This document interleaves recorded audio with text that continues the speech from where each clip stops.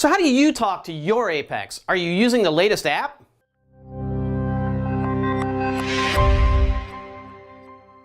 Terence here again with a video to tell you all about our newly released iOS app. Of course, you probably noticed that the set here at Neptune Systems looks a little bit different. I decided to mix it up a little bit and add some live backgrounds behind me. If you like it, let me know in the comments below. For a couple of years now, Apex users have had the ability to access their aquariums from anywhere in the world on any device using the Apex Fusion Universal Web App. And of course, that's still the case today. However, our customers still asked us from time to time for a more integrated app experience on their iPhones and iPads. And we too wanted to take advantage of some of the iOS mobile features, such as fingerprint scanning for login and the native iOS notification service so that customers could use that instead of text or email alerts. For these reasons, and because more than 70% of our customers use an iOS device to access their Apex, we decided to build this new app, and it's available right now in the App Store. So, in this video, I'd like to give you a tour of that new native iOS app, and hopefully you'll see enough goodness in there to go out, download it, and give it a try. This new app does require you to have an Apex Fusion account and have it linked to your Apex. Now, if you don't have these things set up yet, that's okay. Please check out the helpful links in the description below and you can get it all set up. So if you don't have it already, download the app from the App Store. It's easy to search for just by using Apex Fusion. Once you have the app, open it up, and you'll be at the Apex Fusion login screen. The Apex Fusion app does require that you have an Apex Fusion account. If you don't, you'll have to go create one and link your Apex. I'll type my name in here, and then I'll type in my password. Now, the first time that you log into your app, it will ask you a couple of questions. The first question is going to be if you want to get the iOS notifications. I think most people will, so you'll want to tap on Allow for that. The next thing that will come up is that it will ask you whether or not you want to use Touch ID. Now, Touch ID is quite nice because if your device supports it, it can keep unwanted hands from making changes to your Apex when they borrow your phone or your iPad. When you first log in, you'll see a list of all the Apexes that you have access to. Go ahead and select your Apex. Once you select your Apex, you're going to be taken right to the Apex Fusion dashboard. For those of you that are already using Apex Fusion, the Apex Fusion app will look very familiar because it's pretty much identical except for that button bar along the bottom. For those of you not familiar with Apex Fusion or who don't yet have an Apex, you'll notice that the Apex Fusion app interface is quite robust and gives you access to everything on your Apex Aquarium controller. Now, the first thing I'm going to show you is how to simply interact with one outlet on your Apex controller. First, you have to swipe this little protector to the side. Then you can swipe that slider to the left to turn off the outlet. You can select Auto for its auto programming in the middle. Or you can even slide or tap to the right and turn it manually on. Now, if we want to configure that particular outlet, all we need to do is select the gear icon in the upper right of the outlet slider, and we'll be at the configuration screen.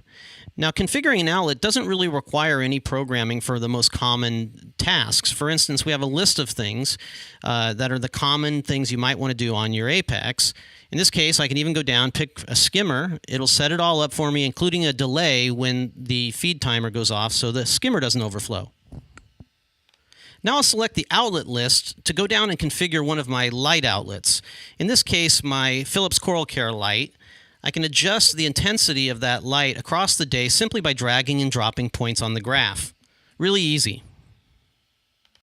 And if you have the new Apex, configuring probes and sensors is just as easy. Select the gear icon, and you'll get to the configuration screen where you can change the name of a particular sensor. In this case, I'll change it to Flow. You can even go to the Advanced tab and set the maximum and minimum alarms for a particular sensor. No programming necessary. All you do is move the slider bars where you want them. When you're done, go up the top and send it to the Apex. If you happen to have the new Apex with the Energy Bar 832, you'll also have a tile like this that you can click on, and you can see the power usage for each one of the outlets. You can even go and select one of the outlets and go right to the configuration screen. In the app, you can even go look at things like the network configuration. Just select the gears icon, then the network icon, and then you'll see all of your networking information, including your Wi-Fi information, right here. Now, one little tip here is if you go to the Advanced tab, you can even change the name of your Apex. Many people still have their Apex just named Apex, but if you put a different name in here, it'll actually show up in that list we saw in the beginning. After you make changes, though, you always have to hit that orange button. You can even configure and calibrate your probes right from the app as well. I'll just scroll down to the probe, click the gear icon, and then the configuration screen will come up, in this case for the pH probe. I can change the name of the probe, and here you can see I can even do the automatic probe calibration. There's so many great things you can do inside the app. How about advanced graphing? Let's go take a look at the salinity graph on my Apex, and we can see some really neat things we can do with that. So here's the graph. You can see over time my salinity along with the alarm level. And we can also compare this graph to other inputs and outputs on the same Apex. So let me compare it to the temperature in my aquarium. I'll go select that. Now you'll see that both of those graphs are superimposed upon each other, and I can compare temperature and salinity inside my aquarium. Pretty neat, huh? Now you can also select different zoom levels. For instance, we can zoom in at 1 day or 1 hour, or we can look at all of the data at once. But what's really neat is when you can compare the inputs and the outputs. In this case, we can compare my salinity to the solenoid coming off and on from my RODI. So every time that my aquarium calls for more water, it turns on the solenoid valve. And you can see here there actually is a correlation between the fresh water coming in from my RODI container, it's stopping, and then the subsequent rise in salinity in my aquarium. Now let's go take a look at another handy feature, the calendar and reminders in the Apex Fusion app. This is where you can place all of those things that you need to do on your aquarium and get reminders when they need to happen. Here I have a water change that will be due. Now how about logging those test kit parameters? Well, you can do that in Apex Fusion app as well. You can log your alkalinity, calcium, all of those different types of test kits that you use on your aquarium, so you can go back and see the history, and you can even compare that to other values collected by the Apex. It's really easy to use. And once you have that information in your Apex Fusion app, you can easily see trends over time. Most of the time, we don't log these things because it's hard to do. But in the Apex Fusion app, we have all the color charts, all the data, everything to make it just a couple of clicks, and you get that logged into your Apex. Here you can see me putting one in, and I can even put notes in that I can refer back to later on, even right from the graph. Speaking of notes, we often see or do things to our aquarium that we want to keep track of so we can refer to it later on. Well, there's a notes feature built right into the Apex Fusion app. Lots of categories, lots of things that you can put in there so that later on when you look back, you can maybe correlate that to some of the data you're collecting.